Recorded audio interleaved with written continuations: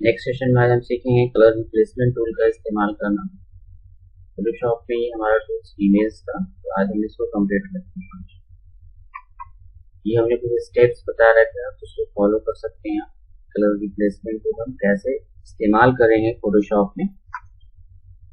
Photoshop हम open करते हैं, फोटोशॉप पे हम आ गए और फोटोशॉप में हम फॉर एग्जाम्पल जैसे स्टिक्स में देख रहे हैं आपकी क्लॉथ है, क्लॉथ का जैसे कलर्स कुछ है, ये हम कलर चेंज करना है। तो कलर चेंजेस के लिए हम क्या करेंगे, ये ओरिजिनल लेयर है, ये हमने क्या क्या रखा है, डुप्लीकेट लेयर है। ओरिजिनल लेयर भी एज इट इज रख सकता है, डुप्लीकेट लेयर्स भी कर सकते हैं। ठीक है, डुप्लीकेट लेयर्स के लिए ये आपको टूल्स कहाँ मिलेगा, patch tools, filling brush tool, patch tool और उसके नीचे का एक टूल है जिसका नाम है colour replacement tool. Basically colour replacement tool का इस्तेमाल इसलिए करते हैं कि जो कलर पहले से जो एग्जिस्ट कर रहा है या जो पहले से कलर है उस कलर को रिप्लेस करके दूसरा कलर सेट कर सकते।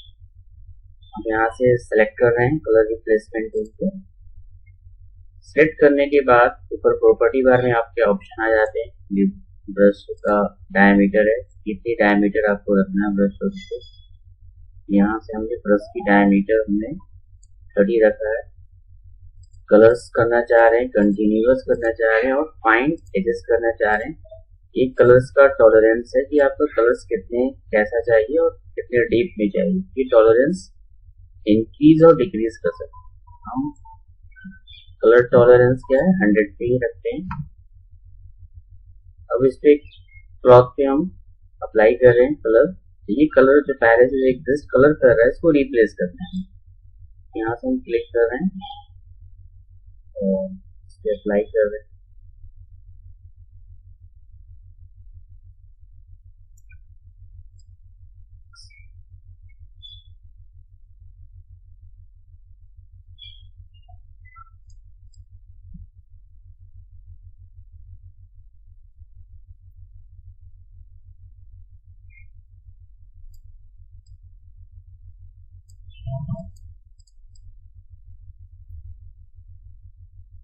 तो आप देख सकते हैं कि हमने कलर जो पहले जो कलर था वो कलर्स को हटा के हमने दूसरा कलर सेट कर दिया है यूजिंग कलर रिप्लेसमेंट टूल।